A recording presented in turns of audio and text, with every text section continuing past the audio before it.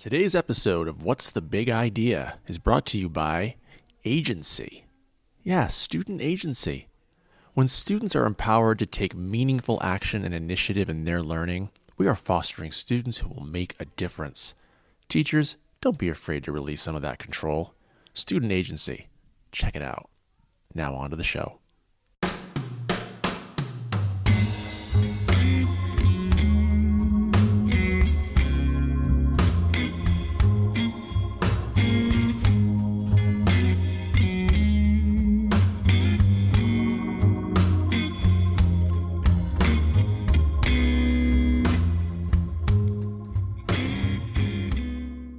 Welcome to What's the Big Idea? I'm your host, Dan Carney. Later on, I'll be speaking with 3 high school students about their views on gun violence and student activism. I'm recording this shortly after a shooting in Virginia Beach killed 12. The sad thing is I could make this episode any time of the year and begin it by saying, I'm recording this podcast shortly after such and such shooting. I'm also recording this a few days after NPR published a fascinating story about an 18-year-old in Vermont who planned a shooting spree at his former high school, but was apprehended before he could take action. The article, "This Teen Planned a School Shooting, but Did He Break the Law?" goes into detail about the relationship between would-be shooters, their peers, parents, and mental health services. Now a quick shout out to the idea for this episode.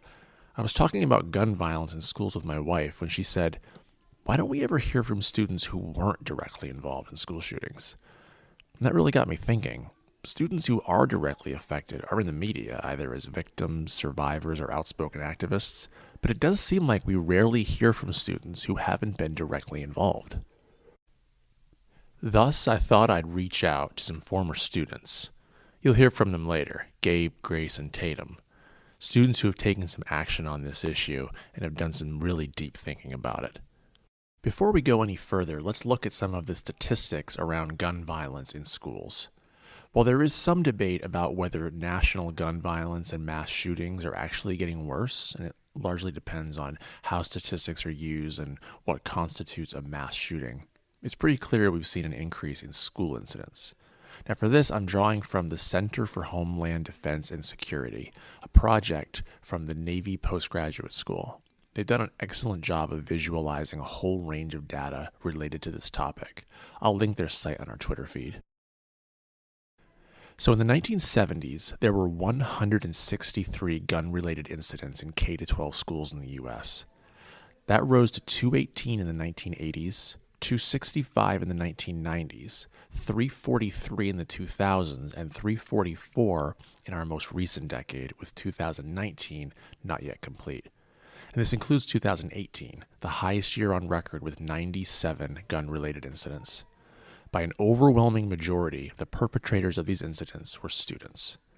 And some of these are well known: Sandy Hook, Parkland, Columbine, but the vast majority, vast majority, are under or even unreported by national and local media. But those that have received attention have received a lot. And one of the most obvious effects of this uptick in gun violence in schools and the attention it's received has been increased spending by states on school security. Last year alone, 26 states spent a combined $1 billion on additional safety measures, including security upgrades, school resource officers, mental health counseling, and emergency planning.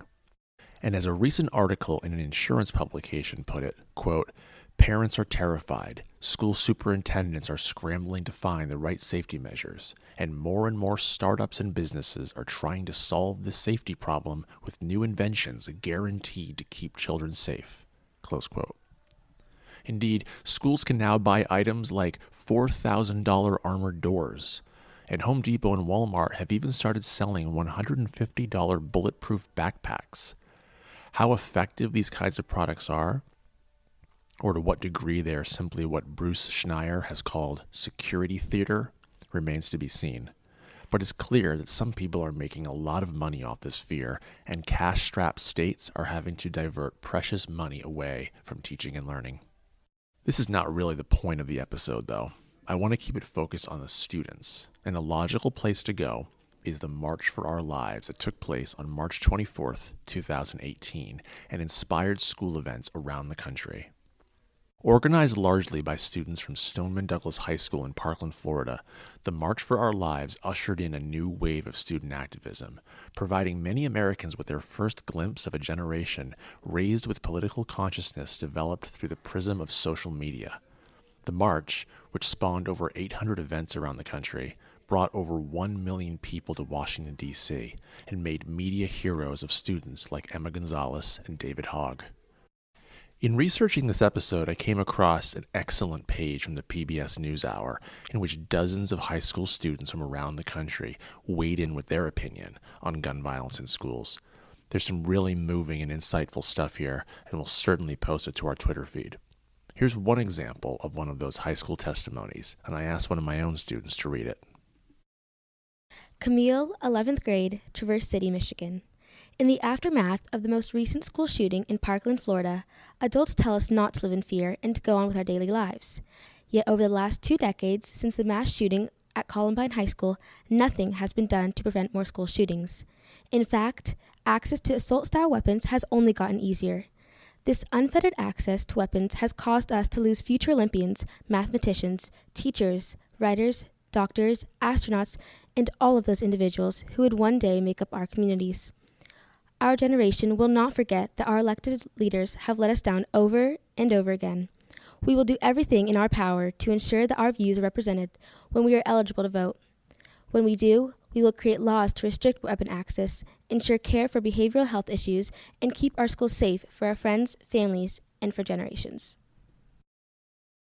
Before we get to my interview with the 3 students, I'd like to make one editorial comment, and if you're listening to the show and you feel strongly one way or the other, especially if you disagree, I'd love to hear from you. I just want to say that putting guns in the hands of teachers during the school day is an unequivocally awful idea.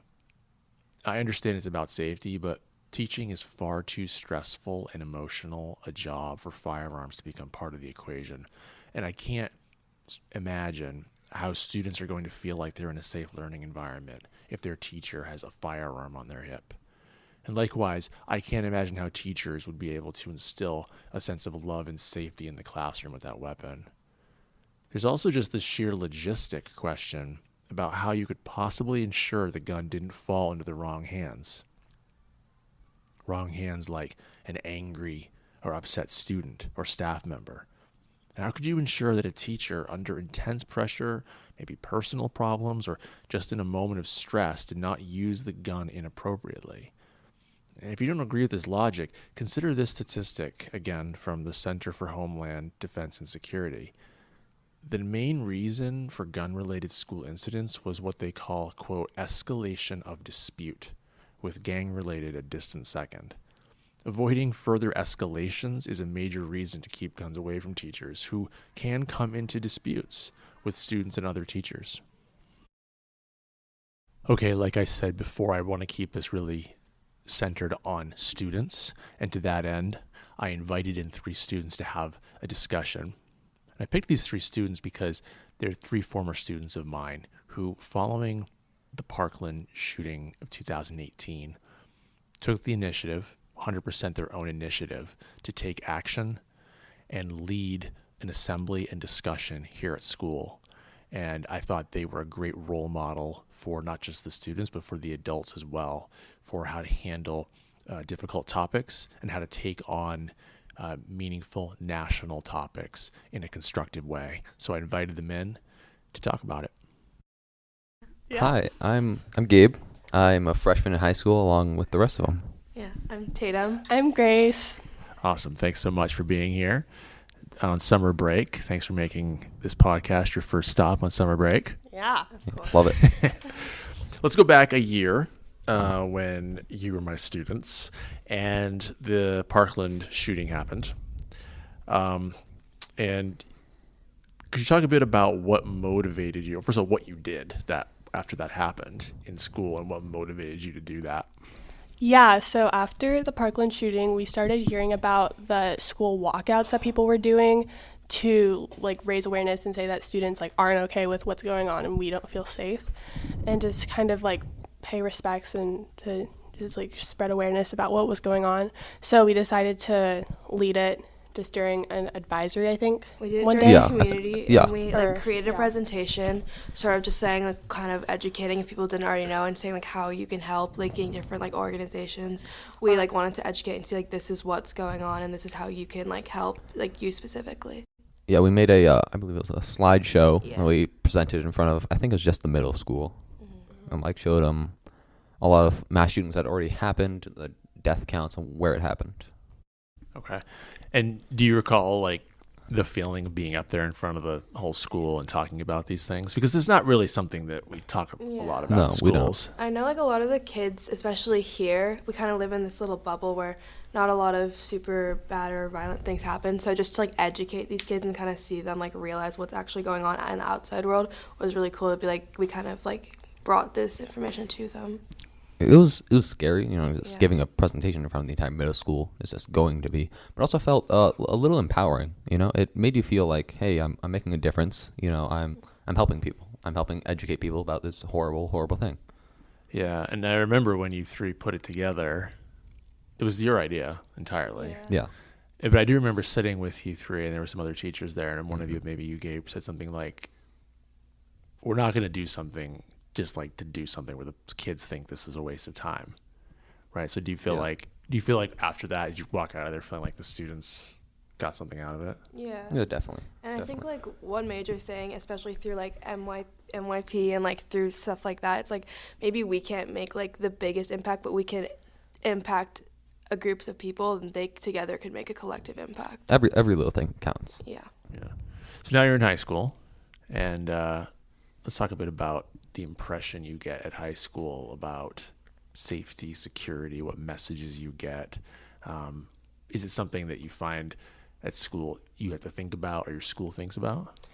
At least speaking for my school, they have put effort into security, and they've talked a lot about it, like especially like opening weeks. They talk a lot about, we have like a little like person who stands at the hill going up to our school, like checking, making sure that you have like a sticker on your car that says that you're allowed to be there, and you're like not allowed to leave campus without like a pass and like a reason. You have to be called out. So they do make an effort to like feel safe, but like with all these things going on, like it sometimes you can't help but think something could happen. And like sometimes it's like sad that we have to even like think of that, because when I was taking my finals, I was taking mine in a classroom, and there was either construction or something was in like the vents or something, and I heard like a loud noise, and my first thought was there's a shooter in the school, and like that should not be my first thought, because like it's sad that I even have to think of that, because I should be in school to be learning, not worrying about somebody coming in the school. I mean, I've thought about that situation like multiple times. Like, what would I do right now if I heard gunshots? I mean, Yeah. I shouldn't have to think about that. It's scary. Yeah. And like I know at my school, I think because I go to a little bit of a bigger school than you guys, there's a lot like more like visible security. Like we have, you're not allowed to leave campus unless you get called out by like your like parents or something. And then I know that because we have tablets that are like filtered through the school, it filters. So I know, for instance, one kid like searched up like how to like buy or obtain like a gun, and it was like immediately sent to the front desk, and 3 deans came in and like got him from the classroom. Wow. And like went through his computer, and he was like suspended. And it was harmless, like he wasn't gonna do anything, but they're just like making sure and taking precautions. And like they talked to our grade about it because it was a freshman.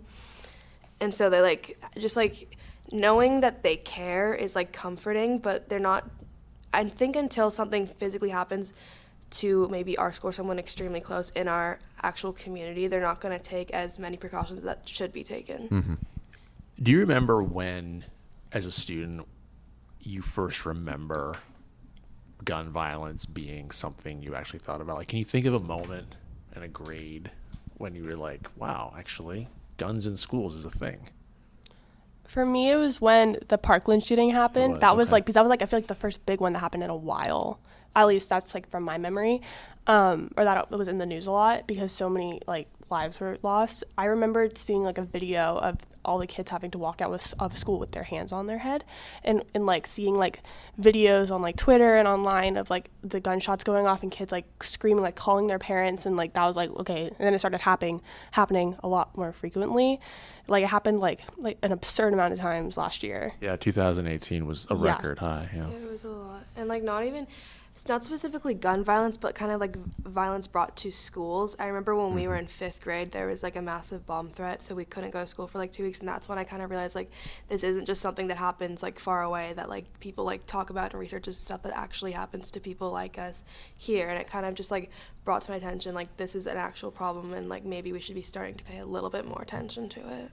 Yeah, I mean, I don't have a fantastic memory, but I kind of just remember it being always a thing, but I never really realized that it could happen to me until like I started seeing videos of it happening online. It's frankly terrifying just to see that happening to another school and realizing, hey, that could be me. And I mean, it's happened in California and places pretty close to here. Yeah. Why do you think? I mean, student activism and student speaking out has been around almost as long as there's been schools. But why do you think this, Parkland in particular, and you all three were an example of this, why is this brought on a new level of student activism? Well, the Parkland students, I think they were the ones who really brought it on. Yeah. I guess it was just a breaking point, really. I mean, a lot of school shootings before that and after that, but right then, the students that went to that school realized that they, at least just them, needed to do something about it, and started spreading it more and more, and spreading like what was actually happening, the videos of it happening. And they started just telling people, hey, this isn't okay. We all need to do something. You need to do something. I think that they realized, especially more with like social media becoming more prevalent in like our society, that they had sort of a lens on them like after that, and they knew that they could use that to their advantage and to like help people and to raise awareness. And like once the first like match was lit, it just like people started to follow, and they started to realize, like especially seeing like the personal lives of these kids and seeing the videos, they realized that very well could be me, and they could put themselves in their shoes like physically with the videos. Like that could be my point of view of an actual shooting happening at my school. And I think it just sort of like made it more real to people to sort of see those different like parts of it. Wow. I'm glad you brought up the social media aspect, because I feel like that is been one of the major differences, that especially for young people your age. You've grown up with social media and you know the power of it in a way that people my age and older really don't. We can see it, but we haven't used it the same way. You've heard of the idea, President Trump, among others, has put this idea out of teachers having guns. Thoughts on that one? Well, I've had one or two teachers that I would very much not like to have a gun in the classroom with. I mean, that'd be terrifying as a student, even if like you don't need it to defend someone. So why? Tell Seeing me a teacher with a weapon that can kill you is just terrifying. And I mean, frankly, it wouldn't help that much. Like if say you're a police officer, you're going to a school, there's a school shooting happening in the school, you see multiple people with guns, who are you going to stop? You don't know who's doing the shooting. You don't know whether it's a student that's picked up a gun. You don't know whether it's a teacher that started the shooting. You don't know what's happening. It also I believe that like yes, guns save lives in the right hands of people, like in the hands of police officers, well-trained police officers. That's what they do. That's what their job is, to protect people.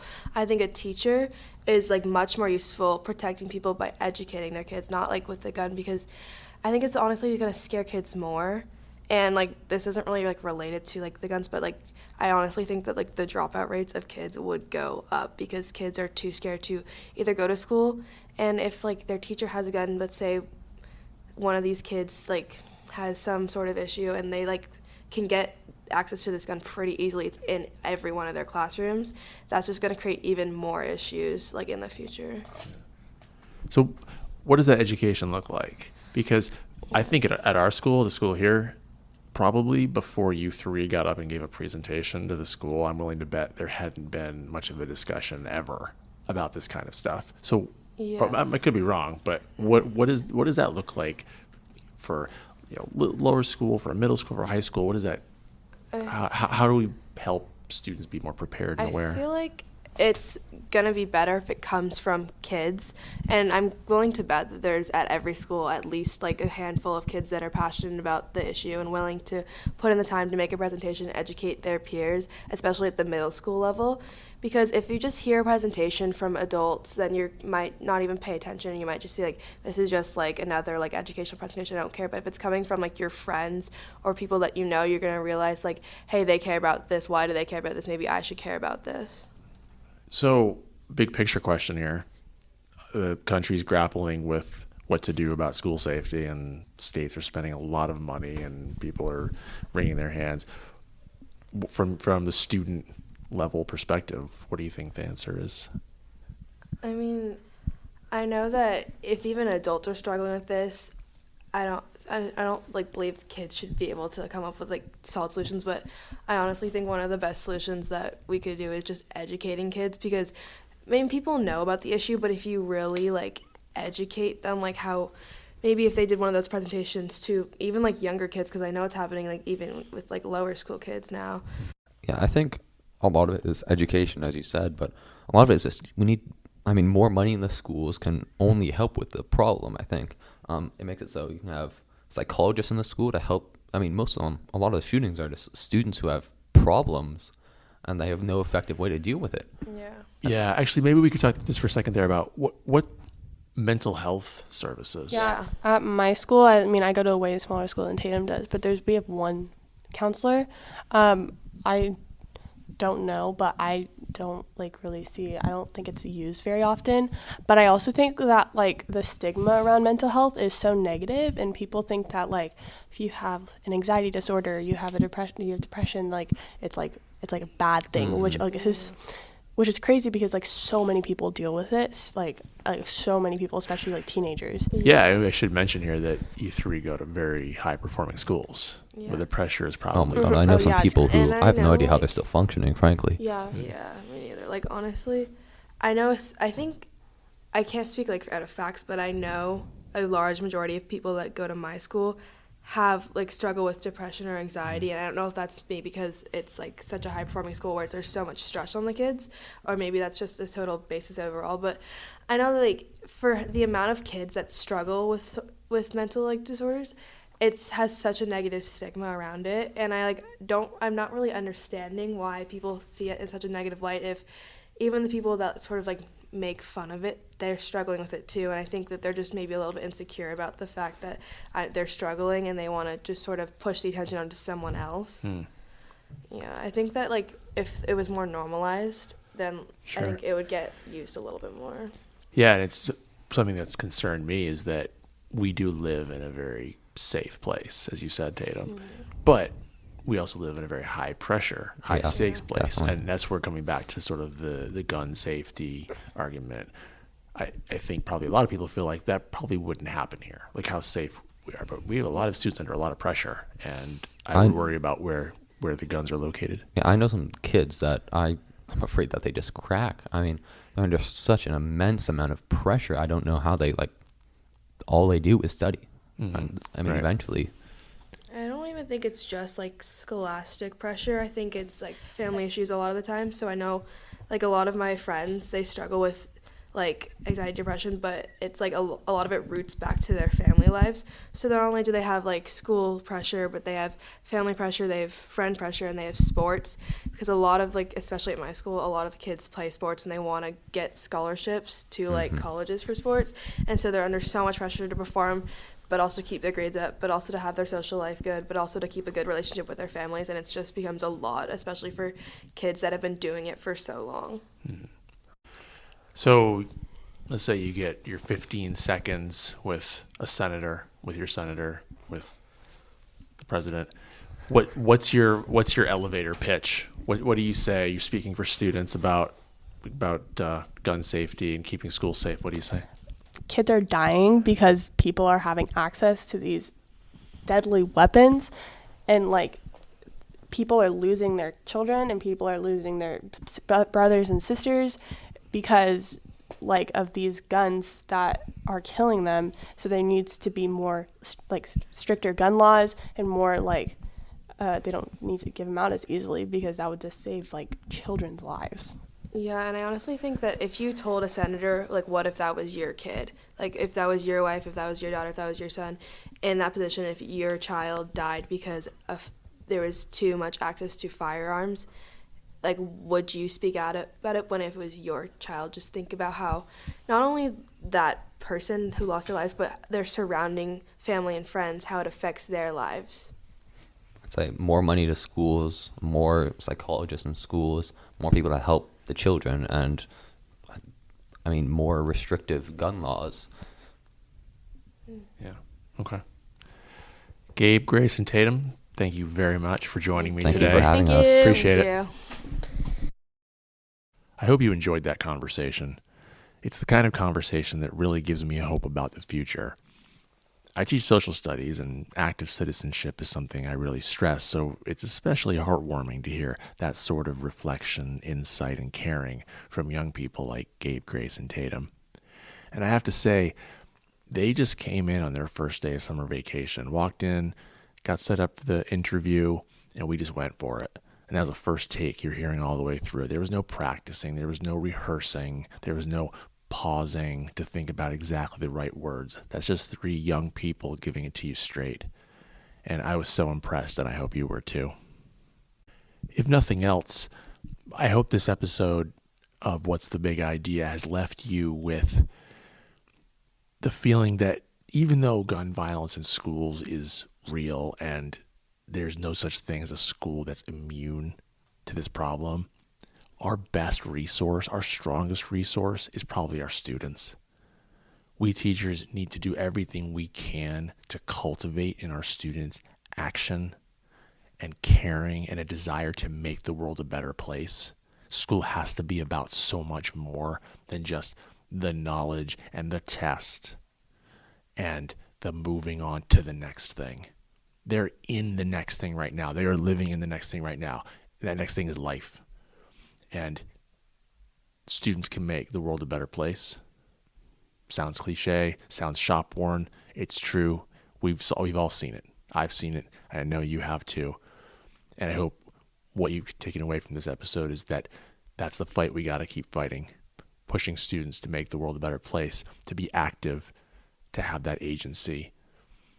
Thanks for checking out today's episode of What's the Big Idea? Music today by Kevin MacLeod. Big shout out there. Thanks for listening. Check us out next time.